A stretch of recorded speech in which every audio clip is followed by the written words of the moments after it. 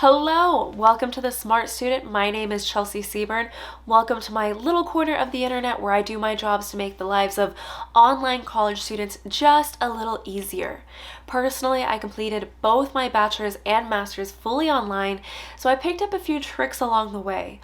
One of those being how to write really good papers fast. Honestly, that was single-handedly the most valuable skill I had as an online college student, and so that's what we're going to be talking about today. I'm going to be sharing with you some of those tips and tricks and tools and things that can help you write your essays and research papers more quickly. Now, I have one last quick announcement before we jump into the meat of today's video. If you're someone that's interested in one-on-one academic coaching with me, I do have a few slots available. There's a link to my email address down below. You can click that, send me an email, let me know you need help, and we can go from there. Anyways, enough of that. Let's go ahead and jump into today's material. All right, in these first tips, I want to talk about setting yourself up for success. Now, I'm not going to go into too much detail here because I want to get into the actual paper writing tips, but there is something to be said about what you do to set yourself up before you write your paper. And to put this plainly, your goal should be to create a workspace that is as free of distractions as possible. Now, we're all adults here, so I'm not going to give you a lecture as to why you shouldn't check social media while you're doing classwork, why you should put your phone on the other side of the room if it's too distracting. What I am going to do is I'm going to give you my pro tip that I actually still use in my daily life now when I'm scripting YouTube videos, when I have work to do, and that is to keep something by you where you can dump all the random thoughts you have during class working hours. Something like a notebook, sticky notes, maybe just a blank sheet of paper. So I know when I used to write a paper, especially one that I didn't want to, my brain would ping pong everywhere. It would jump to my grocery list, it would jump to my emails, what I wanted to do that weekend, just all these random thoughts would pop in my head. And before, if I didn't have something to write it down and pull it out of my brain to focus on it later, I would do just that. I would check my email, I would get up and do a chore I needed to do, or I would just start writing my grocery list. You can shut off your phone, but you can't shut off your brain. That's why I love having something next to me that I can dump all my random thoughts onto so I can focus on my paper and get back to all of that when I'm done. Once your distraction-free workplace is set up, grab a cup of your favorite whatever you drink, and then now it's time to get settled in to your computer. I'm actually going to demonstrate some of my best tips and tricks alongside an actual paper, so we're quite literally going to get settled into my computer. I'll see you guys inside. All right, friends, here we are in my computer. The first thing you're going to do is pull up your blank document, which I'm going to be using Google Docs on a MacBook computer. Now, real quick, I do want to make a quick note about auto save. So if you use Google Docs online, you may or may not be aware that Google Docs has an auto save feature. So every few seconds when you're typing something, it's automatically saving updated versions of your work. Now, the reason I'm bringing this up is because what I've find that not everyone notices is that Microsoft Word has an autosave feature as well. It's just not automatic. So if you see right here, this button right here, autosave, you're going to want to toggle the autosave from off to on, and then it's going to prompt you to save the location of this file on your computer. But after doing that, Microsoft Word is going to save updated versions of your paper like Google Docs does as well. But as I said, I'm going to use Google Docs for this example. Great, here's my blank document. Let's go ahead and move on to the rest of the tips. So like I said, you want to set yourself up for success. Now we're going to set our workstation up for success. And in order to do that, you want to think about what the most optimized way you can set yourself up in your computer. And so my favorite thing to do is to split my screen. I'm not sure how many of you do this, but you're going to see me do it every single time because I think it's that important. Unless you have a desktop to navigate between your web pages and your paper and your classwork, splitting your screen is going to increase your efficiency so much. So my pro tip here is that I like to decrease my font to about 75 or 80% so you can still see the entire document when you're typing. On the other side of the screen, I have my browser, and a few things that I'm going to open is my school portal, so I can easily reference any course material that's relevant to the paper I'm writing. I then open up a tab for a thesaurus. Having a thesaurus on hand while you're writing a paper is so incredibly important for a few reasons. It's great for overcoming any roadblocks while you're writing, it adds articulate variety to your papers, and it increases your vocabulary overall. Now, I have to state for the record, do not use a thesaurus to fill your paper up with overly complicated words. Teachers know you're trying to sound smart, and instead of sounding smart, you end up sounding the complete opposite of smart. So, as a rule of thumb, if the word isn't something you would use in conversation, don't put it in your paper. Also, if you're researching something online and you want to use it in your paper, I find that it's common that students use thesauruses to change some of the words from the resource they like.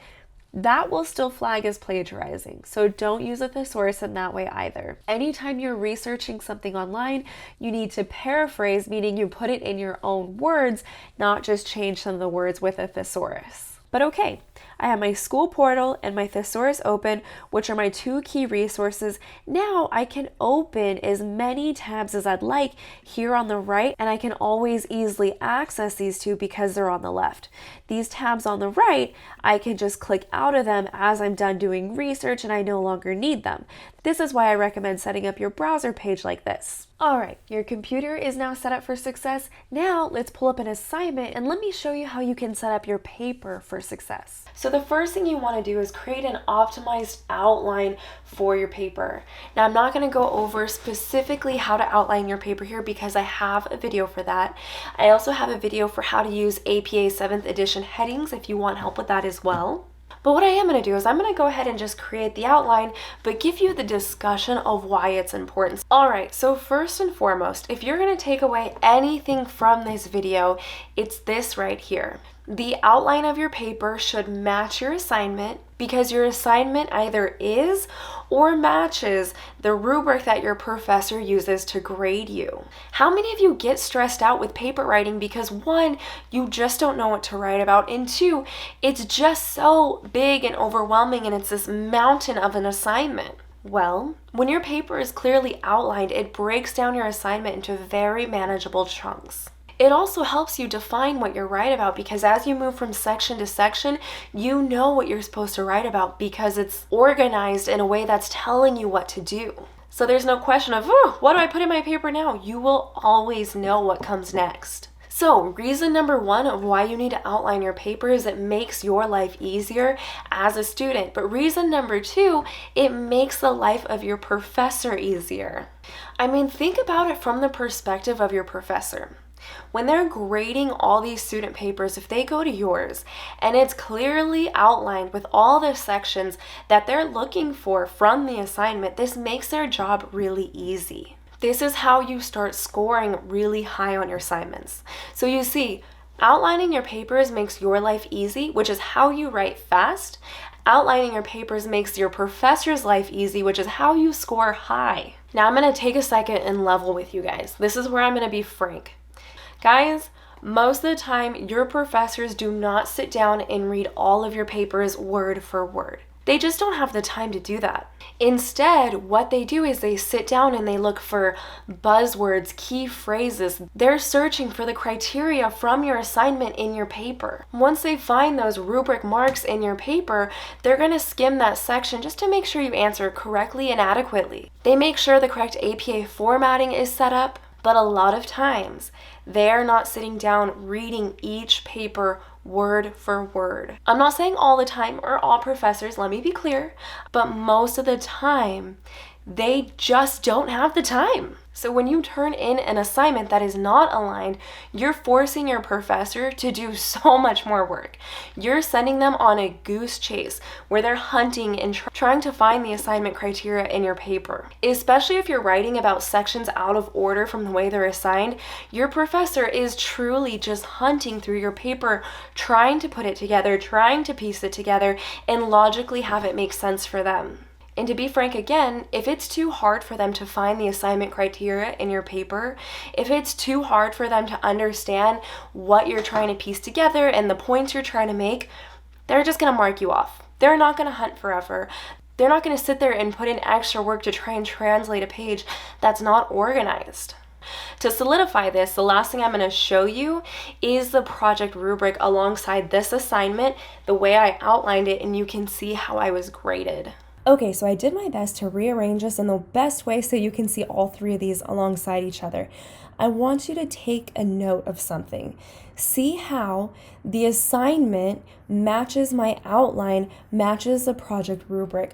All of these sections that were assigned to me are the exact sections that are in the project rubric that my professor is using to grade me. So think about it like this. Imagine you're the professor and you're using this project rubric to grade me. When you look at this paper, it's clearly defined where each part is. And so now all you have to do is browse through the parts of my paper to make sure I answered them fully and correctly. And so I'm just going to say this real quick. Accounting was one of my hardest classes. I'm not naturally mathematical, so this was a really tough class for me, but I was still able to walk away with really high grades on my assignments because I followed this foolproof outlining method that made my life easy and my professor's life easy. But moving on to my next tip, let's talk about what to do when you get stuck. So the top two reasons that I find most students get stuck is because either they don't know what to write about or they do know what to write about, but what they have to write about is difficult. But whichever reason it is, the same stands true. You get stuck, which causes anxiety, frustration. You almost feel this sense of doom setting in, right? When that happens, just skip that part. And the reason being is when you're stuck, if you stay in that mental state too long, you're going to start to view the entire assignment as difficult. And then once you get into that mental state that the entire assignment is hard, it's going to feel much harder to write than it is. And this is the number one reason that people procrastinate. When you perceive something as difficult, you tend to not do it, or in this case, you stop doing it. But when you get stuck, leave it on that section for now and go to the next one and continue writing. Because it's going to keep your brain stimulated, it's going to keep you in that flow state of mind, and then it's going to boost your confidence. There's a good chance that what you just wrote about knocks some ideas loose, making the difficult section much easier. Now, moving on to my next tip, which kind of goes in line with overcoming those roadblocks in writing so you don't constantly get stuck, and that is to allow yourself to write crappy first drafts. So here's the thing, until you gain the skill of academic writing, go ahead and allow yourself to write really bad first drafts. What do I mean by this?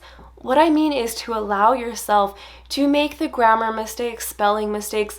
The purpose is to get the material from the research phase down onto the document without worrying whether or not you're doing a good job on the first draft. The purpose is to allow yourself to flow because that's the beginning of learning the skill of academic writing. In other words, get comfortable with just writing. This is one you're just gonna have to trust me on because the more papers you write, the less crappy your first drafts become until eventually you really only have a little editing to do before turning in your assignments. It's much easier to reword sentences and restructure paragraphs and check for spelling and grammar afterwards. But moving on to my final tip, and that is to always, always, always go for quality over quantity. When you're writing about something, trying to make a point that you can feel is mediocre at best, pause, take a deep breath, and focus on adding quality. You see, paper writing anxiety is a very real thing where you get anxious about putting in the right material, good material, making it interesting, hitting your marks. This is where you run off topic. And running off topic is a mistake because it pulls from the material in your paper that actually matters. When you include a random fact or a topic in your paper that wasn't on your project rubric, your professor is more inclined to count you off because they're going to assume that either you didn't answer it correctly, it didn't make sense to you, and somewhere you're just missing the point or not grasping the material correctly. If you're ever wondering if you should include something in your paper, just ask yourself, does this add or subtract to the main point of my entire paper? Because while an academic paper is made up of all these different sections, those sections and the points you're making should all align and make sense to the overall purpose of your paper. But anyways, I'm curious, which one of these tips did you find the most helpful? Go ahead and let me know in the comments section below. Of course, let me know if you have any questions, but as always, make sure to give this video a big thumbs up if you enjoyed it, share it with your friends, and of course, subscribe for more videos like this if you're not already. Thanks, guys.